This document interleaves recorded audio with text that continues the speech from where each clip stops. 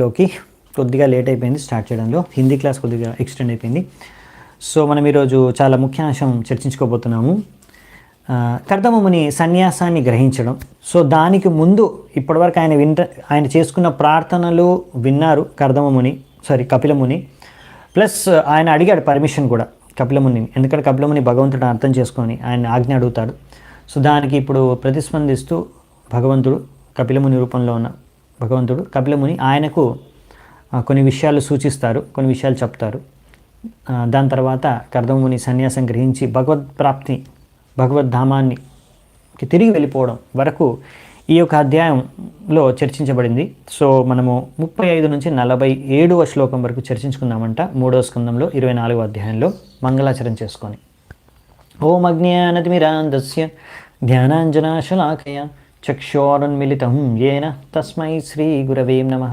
శ్రీచైతన్యమనోభీష్టం స్థాపితం యేన భూతలే స్వయం రూపః కదా మహ్యం దదాతి స్వపదాంతికం. వందేహం శ్రీగురూన్ శ్రీయుతాపదకమలం శ్రీగురూన్ వైష్ణవాంశ్చ శ్రీరూపం సాగ్రజాతం సహగణ రఘునాథాన్వితాంతం సజీవం సాద్వైతం సావధూతం పరిజనసహితం కృష్ణచైతన్యదేవం శ్రీరాధాకృష్ణపాదాన్ సహగణలలిత శ్రీవిశాఖాన్వితాంశ్చ నమో ఓం విష్ణుపాదాయ కృష్ణప్రేష్టాయ భూతలే శ్రీమతే భక్తివేదాంత స్వామినితి నామినే. నమస్తే సారస్వతే దేవే గౌరవాణి ప్రచారిణి నిర్విశేష శూన్యవాది పాశ్చాత్యదేశతారిణి. నమో మహావదన్యాయ కృష్ణ ప్రేమ ప్రదాయతే కృష్ణే నమః. హే కృష్ణ కరుణా సింధు దీనబంధు జగత్పతే గోపేశ గోపికా కాంత రాధాకాంత నమోస్తుతే.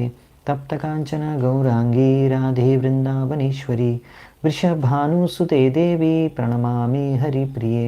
నీలాచల నివాసాయ నిత్యాయ పరమాత్మనే బలభద్ర సుభద్రాభ్యాం జగన్నాథాయ తే నమః. వాంఛాకల్పతరుభ్యశ్చ కృపా సింధుభ్యేవ చ పతితానాం పావనేభ్యో వైష్ణవేభ్యో నమో నమః.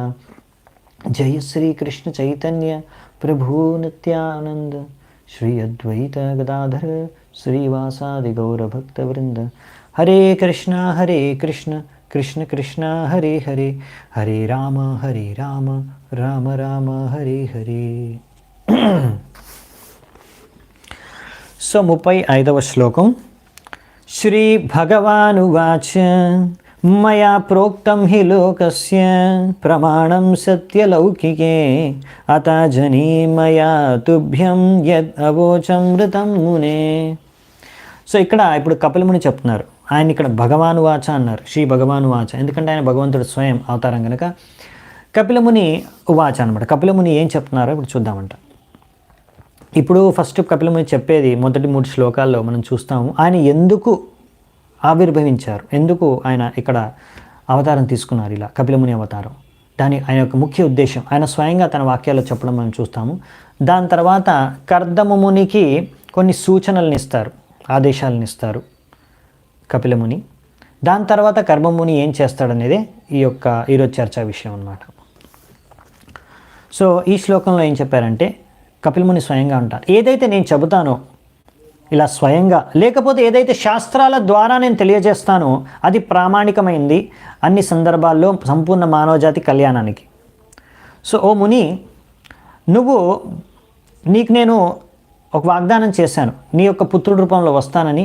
దాన్ని ఇప్పుడు నువ్వు పూర్తి చేస్తూ నేను ఇప్పుడు నీ పుత్రుడి రూపంలో ఇక్కడ నేను అవతరించాను. సో నా మాట నేను నిలబెట్టుకున్నాను అని కపిలముని ఇప్పుడు కర్దమునికి చెప్తున్నారు. ఎందుకు కర్దముని మరి గృహం త్యాగం చేసి వెళ్తున్నాడు, భగవంతుడే స్వయంగా తన పుత్రుడిగా పొందాడు అయినా కానీ అనే విషయాన్ని మనం చర్చించుకున్నాం. అదే అన్నమాట ఇక్కడ ఆన్సర్ కూడా అదే. నిన్న మనం లాస్ట్లో చర్చించుకుంది అదే. సో ఇక్కడ కపిలముని అదే చెప్తున్నారు. ఎందుకంటే వర్ణాశ్రమ ధర్మాన్ని అనేది, వేదిక ధర్మాన్ని, అది కూడా భగవంతుడు శాస్త్రాల్లో ఇచ్చారు, దాన్ని పాటిస్తూనే కర్దముని వెళ్తున్నాడు. అంటే భగవంతుడు పుత్రుడి రూపంలో వచ్చినా కానీ భగవంతుడి శిక్షణలు పాటించడం అనేది చాలా ముఖ్యమైన విషయం అనే విషయాన్ని మనకు తెలియజేస్తూ ఒక ఉత్తమ ఉదాహరణని ప్రస్తుతం చేస్తున్నారు ఇక్కడ కర్దముని. సో ఇది మరి మనకు కర్దముని ఉత్తమ ఉదాహరణని ప్రస్తుతం చేస్తున్నాడు కరెక్టే, కానీ మరి అలాంటి అందరూ మరి సన్యాసం తీసుకోవాలా? అది సంభవమా కలియుగంలో? కలియుగంలో అన్నారు కదా మరి సన్యాసం తీసుకోకూడదు అని కూడా. మరి చైతన్య మహాప్రభు సన్యాసం తీసుకున్నారు కదా, శ్రీల ప్రభుపాదుల వారు సన్యాసం తీసుకున్నారు కదా, ఇప్పుడు ఇస్కాన్లో చాలామంది సన్యాసులు ఉన్నారు. దీనికి ముందు కూడా మన భక్తి సిద్ధాంత సరస్వతి ఠాకూర్ కానీ ఇంకా చాలామంది ఆచార్యులు కూడా సన్యాసం తీసుకున్నారు. ఇంకా వేరే సాంప్రదాయాల్లో కూడా సన్యాసం తీసుకుంటున్నారు. ఉద్దేశం ఏంటంటే ఇక్కడ మన ప్రభుపాదుల వారు తెలియజేస్తారు, ఒకవేళ ఎందుకు సన్యాసం ఎందుకు తీసుకోకూడదు అనేసి శాస్త్రంలో చెప్పారంటే, సన్యాస ధర్మం పాటించడానికి కావాల్సిన కఠోర నియమాలని కానీ నిష్టల్ని కానీ అలాంటివన్నీ కూడా పాటించడానికి సరైన యోగ్యత వ్యక్తులు కలియుగంలో ఉండరు కనుక, ఒకవేళ అలా ఒక వ్యక్తి సన్యాస ధర్మాన్ని సరిగ్గా పాటించగలిగితే తప్పకుండా అతని సన్యాసం అనేది గ్రహించాలి అనే విషయాన్ని ఇక్కడ మనకు ప్రభుపాదుల వారు తెలియజేస్తున్నారు. అందుకనే సాధారణ వ్యక్తులు ఈ సన్యాసాన్ని గ్రహించడం అనేది సంభవం కాదు. కలియుగంలో చాలా తక్కువ మంది సన్యాసులుగా మారగలరు, చాలా తక్కువ మంది సన్యాసాశ్రమాన్ని గ్రహించగలరు. సో సాధారణ వ్యక్తులు, సాధారణ ప్రజలు, మరి మనుషులు మరి ఎలా వాళ్ళు అంటే వాళ్ళు ఏం చేయాలి అంటే, ముఖ్యంగా అందుకనే చైతన్య మహాప్రభు తెలియజేసింది ఏంటంటే, హరేర్నామ హరేర్నామ హరేర్నామైవ కేవలం కలౌ నాస్తేవ నాస్తేవ నాస్తేవ గాతిరన్యతః. సో ఎందుకు ఇలా చెప్పారు అంటే, ఇందుకే ప్రతి ఒక్కరూ సన్యాసం తీసుకోలేరు, కానీ ప్రతి ఒక్కరూ హరినామం హరే కృష్ణ మహామంత్రాన్ని జపించవచ్చు, కీర్తన చేయొచ్చు. సో సత్యయుగంలో ఇలా ధ్యాన పద్ధతి, యోగ పద్ధతి ఉంటుంది. అష్టాంగ యోగం ద్వారా వేల సంవత్సరాల భగవంతుడి పైన ధ్యానం చేసుకోగలరు వ్యక్తులు. ఇప్పుడు అది అటువంటి సామర్థ్యం కానీ అటువంటి ఆయువు కానీ ఇక్కడ కలియుగంలో జనాలకు లేదు కనుక, ఇక్కడ కలియుగ వాసుల కోసం అనేసి ముఖ్యమైన పద్ధతి ఏంటంటే శ్రవణం, కీర్తనం. హరినామము, హరి లీలా గుణరూపం మహిమల గురించి వినడం, శ్రవణం చేయడం, కీర్తన చేయడం. హరినామం ఏమి చేయలేకపోయినా, ఏమి తెలియకపోయినా, హరినామం అయితే హరే కృష్ణ మహామంత్రాన్ని కూడా ఎవరైనా శ్రవణం, కీర్తనం చేయడం ద్వారా వారు భగవద్ధామానికి చేరుకోగలరు. ఇది చాలా ముఖ్యమైన విషయం, ప్రతి ఒక్కరూ చేయవలసింది. మీరు సన్యాసం తీసుకున్నా తీసుకోకపోయినా ప్రతి ఒక్కరు ఇది చేయవలసిందే, చేయగలరు, చేయవచ్చు కూడా, చేయవలసిన విషయం. సో అదే ఇక్కడ మనకు తెలియజేశారనమాట. ఇంకా క్లియర్గా మనకి మళ్ళీ తర్వాత కూడా చెప్తారు, అప్పుడు మనం చర్చించుకుందామంటే ఈ విషయం గురించి. 36వ శ్లోకం చూద్దాం ఇప్పుడు. ఏతన్మే జన్మలోకేస్మిన్ ముముక్షునాం దురాశయాత్ ప్రసంఖ్యానాయ తత్వానాం సమ్మతాయాత్మదర్శనే. ఇప్పుడు ఇంకా చెప్తున్నారంటే కపిలముని, నేను ఇక్కడ అవతరించాను ఈ యొక్క భూమిపైన ముఖ్యంగా ఎందుకు అంటే, ఇక్కడ చెప్పారు సాంఖ్య సిద్ధాంతాన్ని ప్రచారం చేయడం కోసం అనేసి. ప్రసంఖ్యానాయ తత్వానం, ఈ సాంఖ్య తత్వం గురించి తెలియచేయడానికి. దీని ద్వారా ఏం జరుగుతుంది అంటే, ఆత్మసాక్షాత్కార జ్ఞానం కలిగి ఒక వ్యక్తి భౌతిక బంధనాల నుంచి ముక్తి పొందగలడు. ఇది సాంఖ్య సిద్ధాంతం యొక్క ముఖ్య ఉద్దేశం అనే విషయాన్ని ఇక్కడ మనకి తెలియచేస్తున్నారన్నమాట. ఎందుకంటే ఇక్కడ ఉన్న వ్యక్తులు ఏంటంటే, ఈ దురాశయాత్ అనే శబ్దానికి ఇక్కడ వర్ణించారు. ఎన్నో దుర్ఘటనలకు దారి తీసే ఆశ్రయం, ఆశ. ఈ శరీరం నాది, శరీరం శాశ్వతంగా ఉంటుంది, నన్ను శరీరం రక్షిస్తుంది, లేకపోతే శరీరానికి సంబంధించిన మనుషులు, మన వ్యక్తులు, బంధువులు, బాంధవ్యాలు, ఇవన్నీ ద్వారా నేను సురక్షితంగా ఉండగలను, ఇవి నాకు ఆనందాన్ని ఇవ్వగలవు అనే ఒక ఆశతో జీవించే వ్యక్తి, అది అటువంటి వ్యక్తికి దురాశ మిగులుతుంది అనమాట. అంతే. ఎందుకంటే ఇలాంటివన్నీ కూడా ఒకరోజు నశించిపోతాయి. అన్నీ కూడా శరీరం నశించిపోతుంది, బంధువులు, బాంధవ్యులు అందరూ కూడా వెళ్ళిపోతారు ఒకరోజు. ఎవరు వెళ్ళిపోతే వాళ్ళకన్నా ముందు మీరే వెళ్ళిపోతారు. సో ఇలా ఇవన్నీ కూడా నశించిపోయాయి. అలా ఎంతో వీటి పట్ల మీరు ఆశ పెట్టుకున్నారనుకోండి, ఆసక్తి పెట్టుకున్నారనుకోండి, అప్పుడు అవే చాలా దుఃఖాన్ని కూడా మీకు మిగులుస్తాయి అన్నమాట. అందుకే ఎన్నో దుఃఖాలకి కారణమయ్యే ఈ ఆశలు అన్నమాట, దురాశయత్. ఇలాంటి ఆశ్రయం పైన మనం ఎక్కువగా ఆశించుకోకూడదన్నమాట. వీటి నుంచి మరి ఎలా బయటపడ్డాము అంటే, అదే సాంఖ్య సిద్ధాంతం ప్రచారం చేయడానికి కపిలముని అవతరించారు. సో ఆధునిక సంస్కృతి, సభ్యత ఏంటి అంటే, మన భౌతిక సుఖాలని ఎలా సువిధల్ని ఇంకా ఎలా పెంచుకోవడం అనేది నేర్పిస్తుంది అనమాట. అందుకని ఇది అసలైన జ్ఞానం కాదు. అసలైన జ్ఞానం మనం అర్థం చేసుకోవడం అంతవంతా ఇమే దేహే, భగవద్గీతలో అంటారు ఒకరోజు ఇదంతా కూడా అంతమైపోతుంది దేహం. కనుక దీని పట్ల కాదు మనం ఆసక్తి పెంచుకోవాల్సింది, మనం పెంచుకోవాల్సింది ఆసక్తి భగవంతుడి పైన. సో ఆ విధంగా మనం ప్రతి ఒక్కరూ ఆనందం, శాశ్వతంగా ఆనందాన్ని పొందాలని కోరుకుంటున్నారు. కానీ ఆ శాశ్వత ఆనందం అనేది ఈ అశాశ్వత శరీరం, ఈ అశాశ్వత బంధువులు, అశాశ్వత బాంధవ్యాలతో మనకి దక్కేది కాదనమాట. అది శాశ్వతమైన భక్తి, శాశ్వతమైన జగత్తు అయిన ఆధ్యాత్మిక జగత్తు వెళ్ళిన తర్వాత శాశ్వత మనకు అక్కడ ఆధ్యాత్మిక శరీరం దొరికిన తర్వాత తద్వారా మనం అసలైన ఆనందాన్ని శాశ్వతంగా పొందగలం. సో ఆ విషయం అర్థం చేసుకోవడం, తెలియజేయడమే ఈ సాంఖ్య సిద్ధాంతం.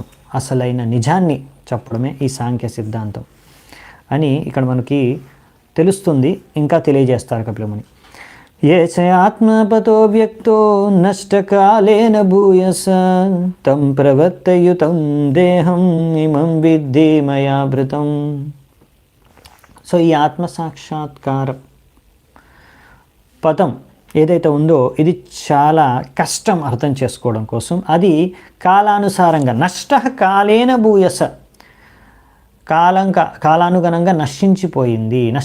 ఈ యొక్క మార్గం, ఈ యొక్క సిద్ధాంతం, తత్వం జనాలకి ఇప్పుడు మర్చిపోయారు, తెలియదు వాళ్ళకి. అందుకనే నేను ఈ కపిలవతారంలో వచ్చి ముఖ్యంగా ఈ యొక్క సిద్ధాంతాన్ని, ఆత్మ సాక్షాత్కార జ్ఞానం,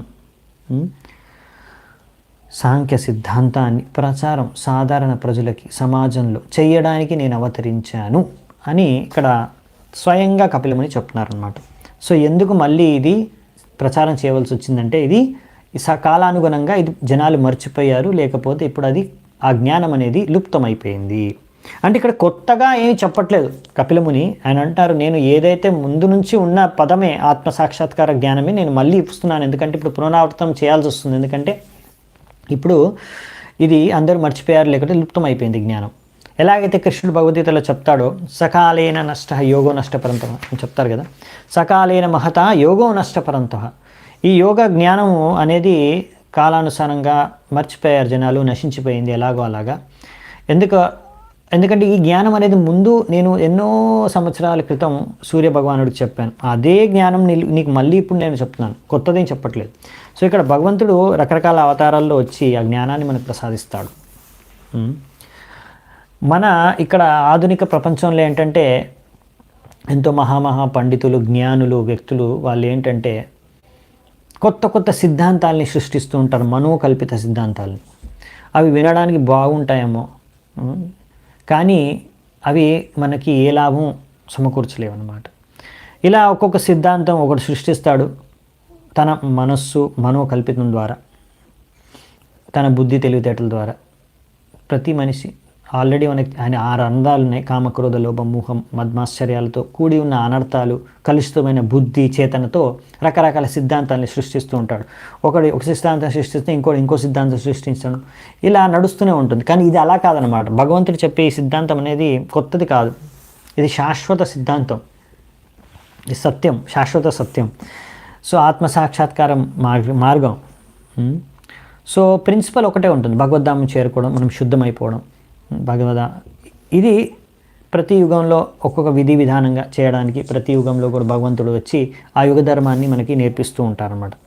అదే భగవంతుడి యొక్క ఆవిర్భావం అవ్వడానికి ముఖ్య కారణం. యదా యదా హి ధర్మస్య గ్లానిర్భవతి భారత అభ్యుత్థానమ ధర్మస్య తదాత్మానం సృజామ్యహం అని కృష్ణుడు భగవద్గీతలో చెప్తారు. ఎప్పుడైతే ధర్మం క్షీణించిపోతుందో, నశించిపోతుందో, ఆ ధర్మం పెరిగిపోతుందో, ఆ సమయంలో నేను ఆవిర్భవించి ధర్మాన్ని పునర్స్థాపిస్తాను అని.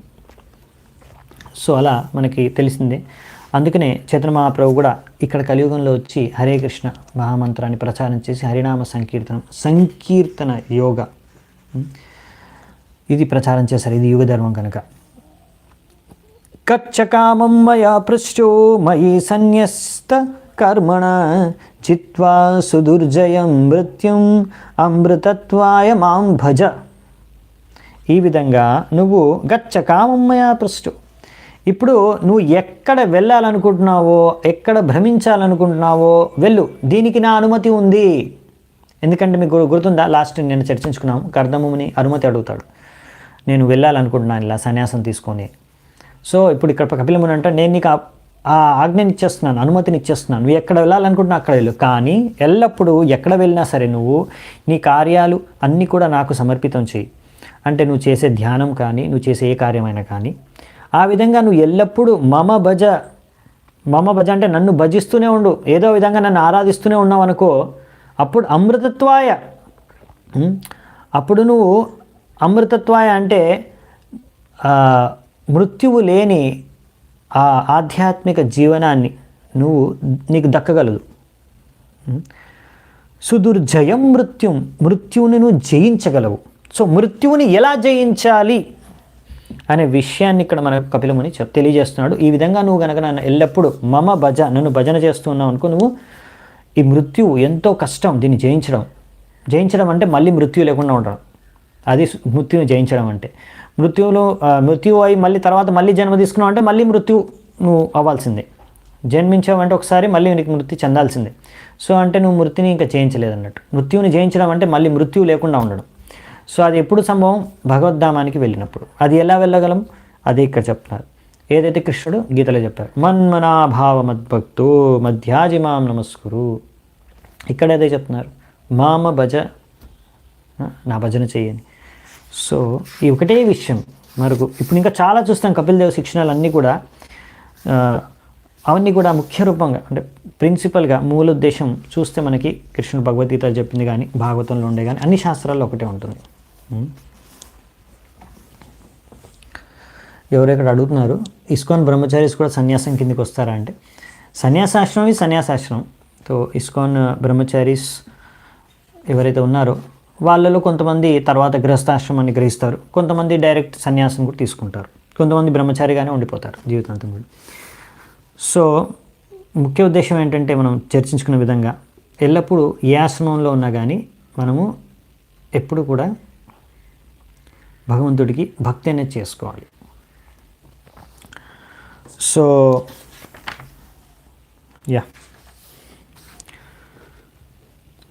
మాం ఆత్మానం స్వయం జ్యోతి సర్వభూత గుహాశయం ఆత్మన్యేవాత్మనా వీక్ష్య విశోకో భయమృచ్చసి. ఈ విధంగా ఇప్పుడు ఇక్కడ ఇవన్నీ ఉపదేశాలు ఇస్తున్నారన్నమాట. ఎవరు? మనకి కపిల ముని కర్దమ మునికి, అవునా? సో మీ హృదయంలో నువ్వు ఎప్పుడు ఈ విధంగా నీ తెలివితో బుద్ధితో నీ మనస్సులో ఎప్పుడు కూడా నువ్వు నా గురించి ధ్యానం చేస్తూ ఉండగా నన్ను చూడగలవు. పరమాత్మ రూపంలో నేను ప్రతి ఒక్క హృదయంలో ఉంటాను. ఈ విధంగా నువ్వు ఇలా చూసి తద్వారా అంటే ఆ స్థాయికి చేరుకోగలవు. ప్రతి ఒక్క హృదయంలో పరమాత్మ రూపంలో నన్ను చూడగలవు, ఆ స్థాయికి చేరుకోగలవు. ఆ స్థాయిలో నువ్వు సంపూర్ణంగా విశోక భయం రిచ్చసి, శోక భయ నుంచి విముక్తుడైపోతావు. విశోక భయ రిచ్చసి. సో అదే చెప్తున్నారు అనమాట, సంపూర్ణంగా ముక్తుడైపోతావు శోకం భయం నుంచి. సో ఈ శోకం నుంచి భయం నుంచి ముక్తుడు ఎలా అవగలరు అంటే ఎవరైతే ఆధ్యాత్మిక లోకానికి చేరుకున్నారో, లేకపోతే భౌతిక ప్రపంచంలో ఉన్నా కానీ సంపూర్ణంగా ఆధ్యాత్మిక చేతనతో ఉన్నారు. ఏమాత్రం భౌతిక ఆసక్తి భౌతిక బంధనలో నుంచి ముక్తుడైపోయారు, ముక్త జీవి అనుకోండి. సో అదనమాట, అంటే మీరు ఆ స్థాయికి మీరు చేరుకుంటారు అని ఇక్కడ కపిల ముని కర్దమ మునికి చెప్తున్నారు అన్నమాట. మరి నిజంగా ఆ స్థాయికి చేరుకుంటారో అది కూడా ఈరోజే చూసేద్దామంట. నెక్స్ట్ అవే వచ్చే శ్లోకాలు ఏం జరుగుతున్న తర్వాత అనేది కర్దమ మునికి. సో కర్దమ మునికి ఇక్కడ నుంచి మనకి ఇంకొక విషయం కూడా అర్థమవుతుంది ఏంటంటే, ఇప్పుడు ఇక్కడ కర్దమ ముని భగవంతుడిని దర్శించుకున్నాడు, భగవంతుడిని పుత్రుడి రూపంలో పొంది ఆయన్నే ఆరాధించుకుంటున్నారు. కానీ ఇక్కడ భగవంతుడు చెప్తున్నాడు, అవును నన్ను ఆరాధించుకుంటున్నావు, ఎల్లప్పుడూ ఆరాధించుకో, నీకు పరమాత్మ దర్శనం కూడా అయిపోతుంది. అంటే ఒకవేళ భగవంతుడిని దర్శించుకున్నాం అనుకోండి, భగవంతుడి దర్శనం అయిపోయిన తర్వాత పరమాత్మ దర్శన ఇవన్నీ మనకు ఎంతో ఈజీగా అయిపోతాయి అన్నమాట. దాని గురించి మళ్ళీ సపరేట్గా మనం కష్టపడాల్సిన అవసరం లేదన్నమాట. ఎలాగైతే మనం సూర్యుడిని దర్శించుకుంటే సూర్యుడితో పాటు సూర్యకాంతిని కూడా మనం దర్శించుకుంటాం కదా, సూర్యుడి వెలుతురుని కూడా మనం దర్శించుకుంటాం కదా. సపరేట్గా సూర్యుడి వెలుతురు కోసం ఎక్కడ సూర్యుడి వెలుతురు ఉంది, సూర్యుడి కిరణాలు ఎక్కడ ఉన్నాయని వెతుక్కోవాల్సి వస్తుందా? సూర్యుడిని చూస్తే మనకు సూర్యుడి కిరణాలు సూర్యుడి వెలుతురు అంతా కనిపిస్తుంది కదా. అలాగే అనమాట, మనం భగవంతుడి భక్తి చేసుకుంటే పరమాత్మ బ్రహ్మన్ అన్నీ అర్థమైపోతాయి, అన్నీ దర్శించుకోగలం. అదే ఇక్కడ చెప్పారనమాట. మాత్ర ఆధ్యాత్మికీం విద్యాం శమనీం సర్వకర్మణాం వితరిష్యే యయా చాసో భయం చాతితరిష్యతి. ఇంకేం చెప్తున్నారంటే ఇక్కడ ఈ యొక్క ఆధ్యాత్మిక జ్ఞానాన్ని నేను అందరికీ పంచుతాను. దీని ద్వారా ఎవరైతే ఆధ్యాత్మిక లోకానికి వెళ్ళగలరో, ఆధ్యాత్మిక జీవితానికి ప్రవేశించగలరు, అలాగే నా యొక్క తల్లి అయిన దేవహూతికి కూడా నేను ఈ జ్ఞానాన్ని తెలియచేస్తాను. తద్వారా ఆమె కూడా ఆత్మసాక్షాత్కార జ్ఞానం పొంది అన్ని కర్మ బంధనాలు, కార్మిక కర్మల నుంచి ముక్తురాలైపోయి తర్వాత ఆమె కూడా భయం నుంచి కూడా ముక్తురాలైపోతుంది. సో ఇదే ఆధ్యాత్మిక జ్ఞానాన్ని, శిక్షణను నేను నా తల్లి అయిన దేవహూతికి కూడా ఇస్తాను అని ఇక్కడ కపిలముని ముందుగానే చెప్పేస్తున్నారు కర్దమమునికి. ఎందుకంటే కర్దమముని దేవహూతి అడుగుతుంది అప్పుడు, నాకు అభయాన్ని మీరు ప్రసాదించాలి, నేను మిమ్మల్ని అది అడగడం మర్చిపోయాను, మేము ఓన్లీ సంతానాన్ని అడిగాను, నేను తప్పు చేశాను, ముందు అసలు నేను మిమ్మల్ని అభయాన్ని, ఆధ్యాత్మిక శిక్షణ అడగాల్సింది, నాకు ఎవరు నాకు ఆత్మ సాక్షాత్కార జ్ఞానం ఇచ్చేది అలా అడిగింది. అప్పుడు కర్దమముని అన్నారు, నీకు భగవంతుడు డైరెక్ట్గా నీకు పుత్రుడి రూపంలో వస్తాడని. ఇప్పుడు భగవంతుడు స్వయంగా తన పుత్రుడి రూపంలో వచ్చారు ఇక్కడ. సో భగవంతుడు ఇప్పుడు కపిలముని కర్దమునికి చెప్తున్నారన్నమాట, నేను అభయాన్ని ప్రసాదిస్తాను నా తల్లికి. సో మీరు అంటే ఇప్పుడు ఆయన గృహస్థ ఆశ్రమం గ్రహాన్ని త్యాగం చేసి వెళ్ళిపోతున్నాడు కాబట్టి, అంటే తన భార్యను కూడా త్యాగం చేసి వెళ్ళిపోతున్నాడు కనుక ఆమె గురించి ఇంకా చింతించవలసిన అవసరం లేదు, ఆమెకు నేను అభయాన్ని ప్రసాదిస్తాను అని. సో మామూలుగా ఇది వైదిక వర్ణాశ్రమం పద్ధతిలో ఇలా సన్యాసం తీసుకున్నప్పుడు అన్ని గృహంలో భార్యతో సహా అందరినీ త్యాగం చేసి వెళ్ళిపోవాలన్నమాట. సో ఇది సన్యాసి అనేది పురుషుడికి మాత్రమే ఇచ్చారు మన శాస్త్రాల్లో, స్త్రీకి కాదు. స్త్రీకి సన్యాసం తీసుకోకూడదని చెప్పారు. అది స్త్రీ ప్రతి సమయంలో కూడా సంరక్షించబడాలి. చిన్నప్పటి నుంచి, పుట్టినప్పటి నుంచి పెద్దగయ్యే వరకు, పెళ్ళయ్యే వరకు తండ్రి సంరక్షణలో ఉండాలి. తర్వాత వివాహం అయిపోయిన తర్వాత తన భర్త యొక్క సంరక్షణలో ఉండాలి. తర్వాత తన భర్త ఒకవేళ సన్యాసం తీసుకొని వెళ్ళిపోతే అప్పుడు తన పుత్రుల యొక్క సంరక్షణలో నివసించాలి. సో ఆ విధంగా ఏంటంటే ప్రతి సమయంలో స్త్రీకి సంరక్షణ అనేది లభిస్తుందన్నమాట. ఇది మన వేదిక సిద్ధాంతం, ఇంకా వేదిక సాంప్రదాయం లేకపోతే సంస్కారం. సో ఇందులో వేదిక వర్ణాశ్రమం ధర్మం ప్రకారం ఈ విధంగా ఏంటంటే ఒక స్త్రీకి మంచి సంరక్షణ ఉండే విధంగా ఒక ఆయోజన చేయబడిందనమాట. అలా సో ఇప్పుడు మనం చూస్తాం బయట ఎన్నో దుర్ఘటనలు జరుగుతున్నాయి. వాళ్ళు వేదిక వర్ణాశ్రమాన్ని పాటించట్లేదు, లేకపోతే ఈ యొక్క ధర్మాన్ని పాటించట్లేదు, స్త్రీ ధర్మాన్ని స్త్రీ, పురుష ధర్మాన్ని పురుషుడు. సో తద్వారా ఎవరి ధర్మాన్ని వాళ్ళు వర్ణాశ్రమం ప్రకారం ఎవరి ధర్మాన్ని వాళ్ళు పాటించట్లేదు కనుక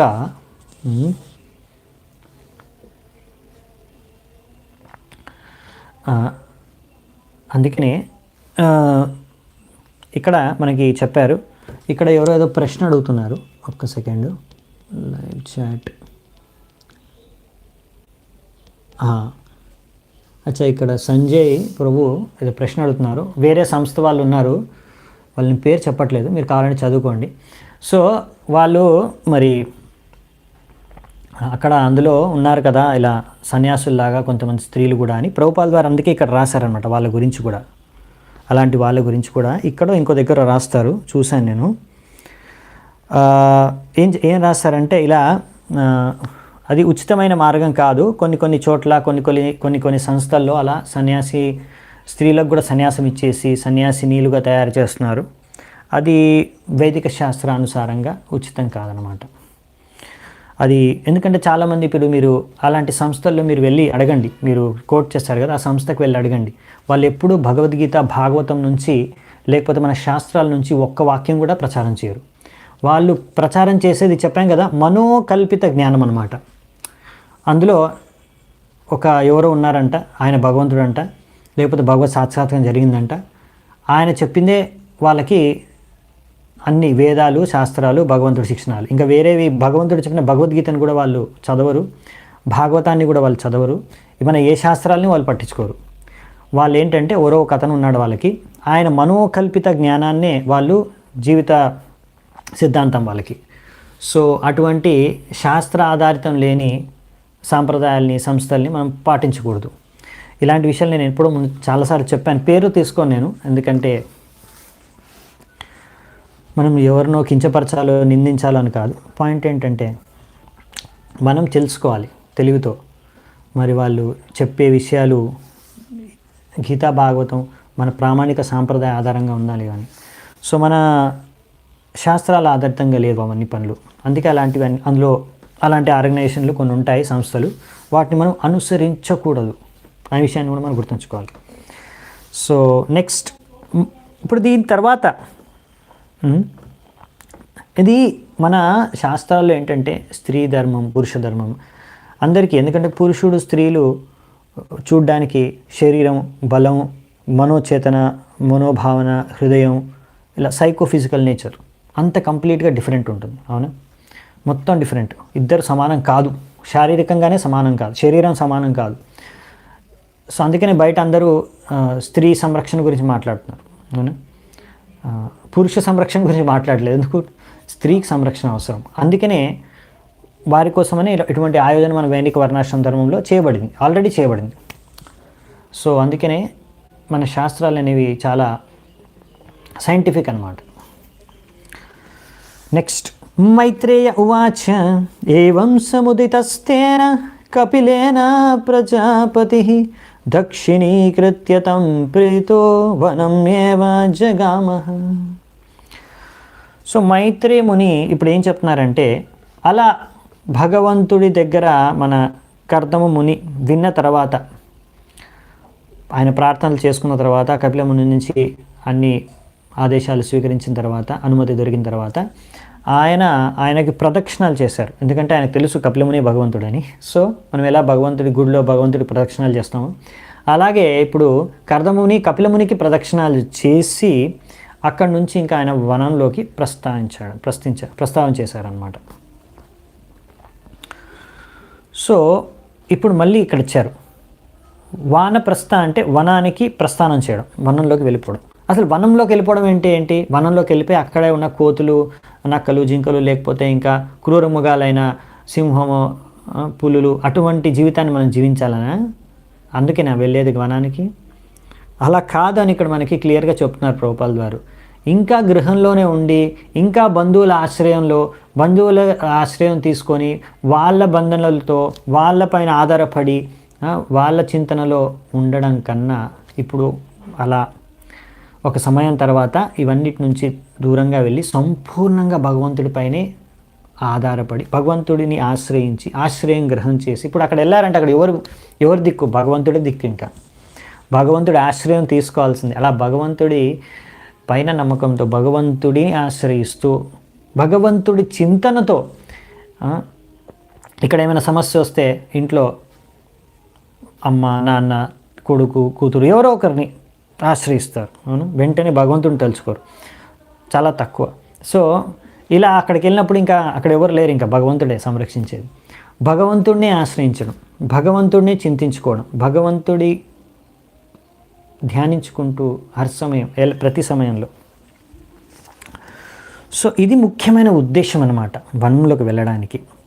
100% షెల్టర్ ఆఫ్ సుప్రీం లార్డ్. ఇప్పుడు ఇంట్లో ఉన్నప్పుడు కూడా భగవంతుడు భక్తి చేసుకోవట్లేదంటే చేసుకుంటున్నాము అంటే, కానీ ఇంకా చాలా డ్యూటీస్ ఉంటాయి కదా, జాబ్కి వెళ్ళాలి, బిజినెస్ చేసుకోవాలి, లేకపోతే స్టూడెంట్ అయితే చదువుకోవాలి, అలా ప్రతి ఒక్కరికి ఏదేదో డ్యూటీస్ ఉంటాయి. సో ఆ డ్యూటీస్ అన్నీ చేసుకుంటూ ఏదో కొంచెం సమయం, గంట, 2 గంటలు, 10 నిమిషాలు, 5 నిమిషాలు భక్తి చేసుకుంటారు జనాలు. సో అలా కాదనమాట. ఇప్పుడు వానప్రస్థ అంటే ఇంకా మొత్తం సమయం అంతా భగవంతుడి సేవకే, భగవంతుడి భక్తికే.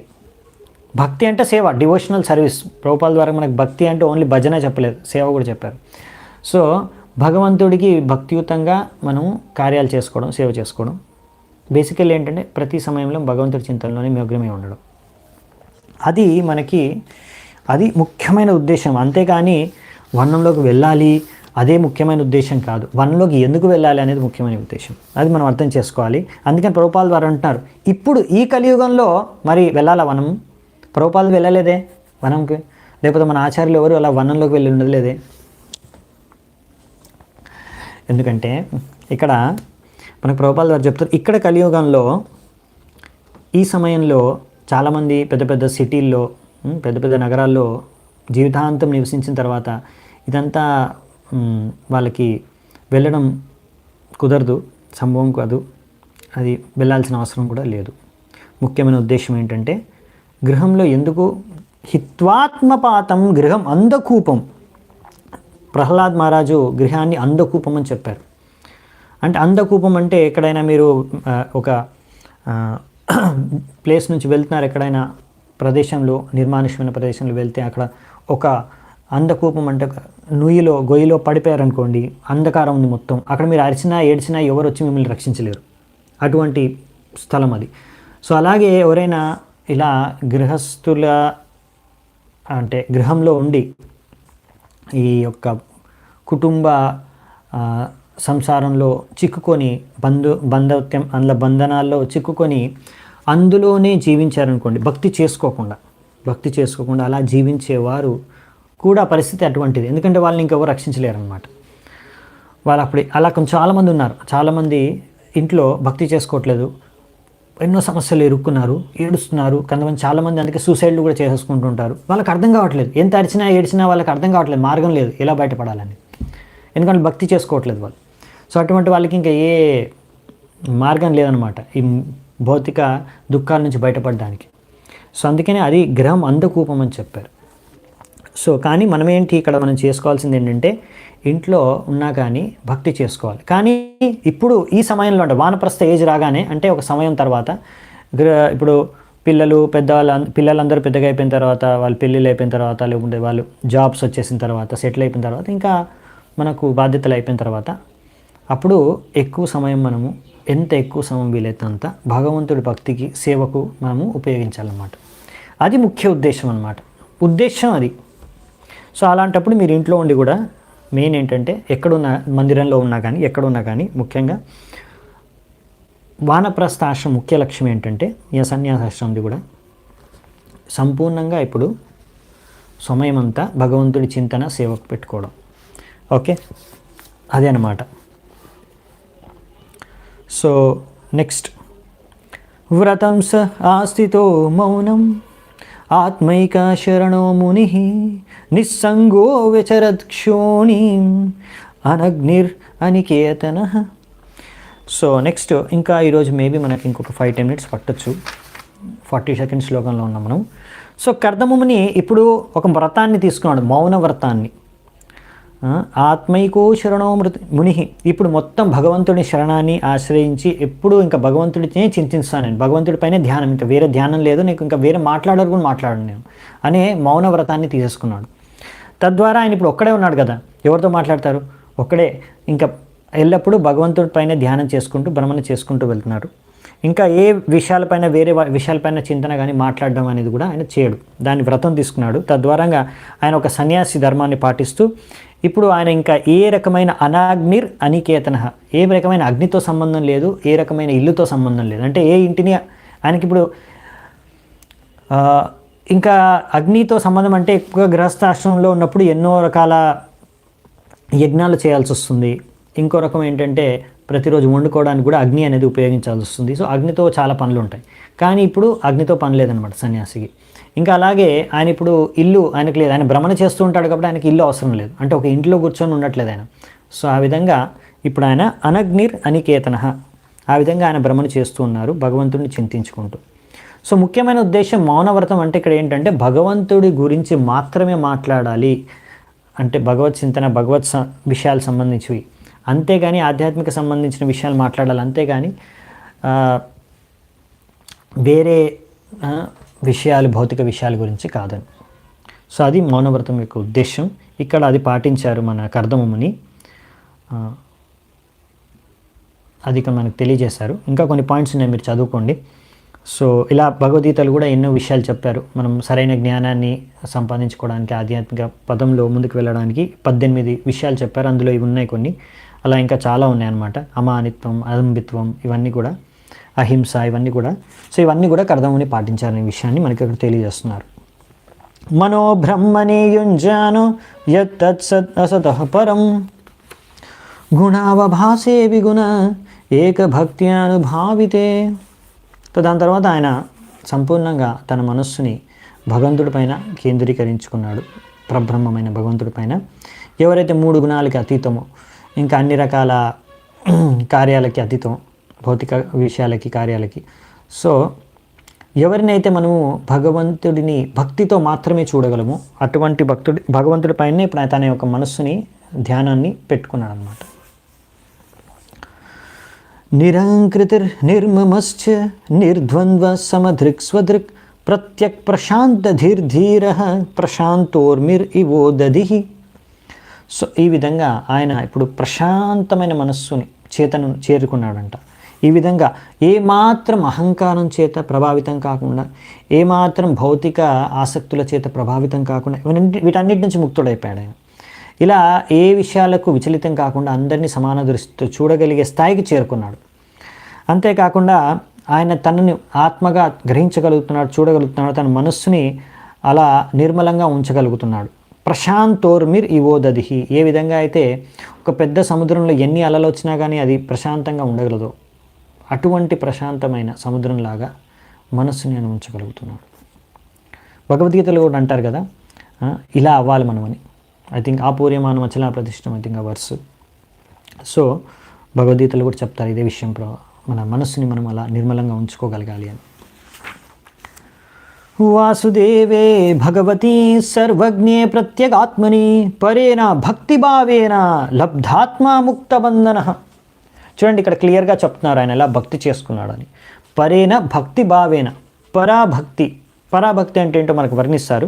అలా శుద్ధమైన భక్తి, పరాభక్తిని చేసుకొని ఆయన ఎవరికి? వాసుదేవే భగవతి, వాసుదేవ భగవంతుడి కృష్ణుడికి. ఆ విధంగా ఎవరైతే ప్రతి ఒక్కరి హృదయాల్లో పరమాత్మగా ఉన్నారో ఆ భగవంతుడికి భక్తి చేసుకుని అన్ని రకమైన భౌతిక బంధనాల నుంచి ఆయన ముక్తుడైపోయాడంట. పరాభక్తి అంటే శుద్ధమైన భక్తి, ఎటువంటి కలుషితం లేకుండా. అంటే ఏంటి? ఏం కలుషితం అంటే, ఒకవేళ ఒక వ్యక్తి ఏదో ఆశించి, భౌతికంగా ఏదో ఆశించి భక్తి చేస్తున్నాడు అనుకోండి, దాన్ని విధా భక్తి లేకపోతే కలుషితమైన భక్తి అంటారు అనమాట.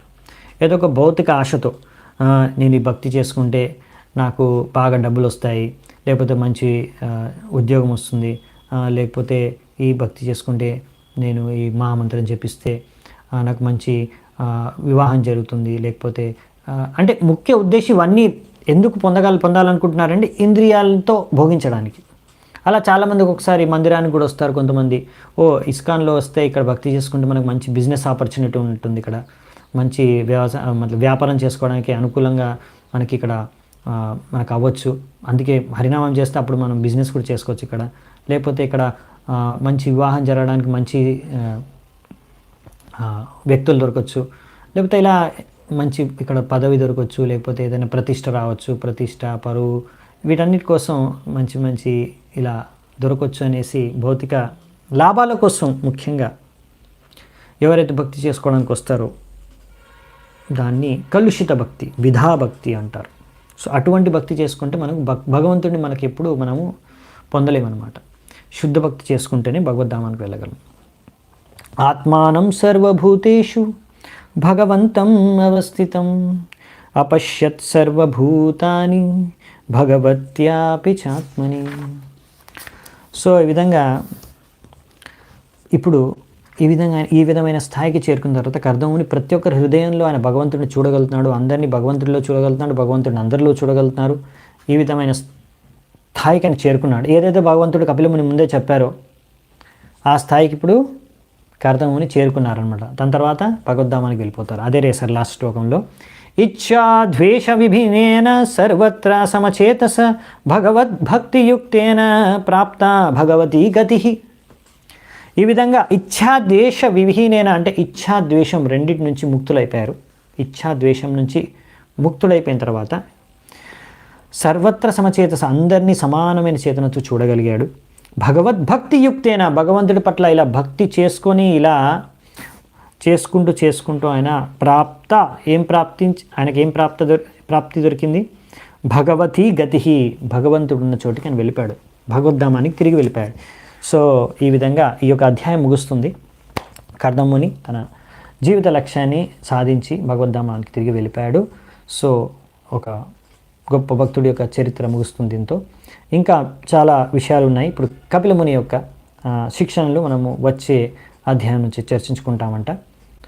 సో ఇక్కడే ఈరోజు సెలవు తీసుకుంటాను. చాలా చాలా ధన్యవాదాలు. హరే కృష్ణ. శిల ప్రభుపాద్ కీ జై. శ్రీమద్ భాగవతం కీ జై. సమవేత గౌర భక్త వృంద్ కీ జై. నితాయ్ గౌర్ సీతనాథ్ ప్రేమానందే. హరి హరి బోల్.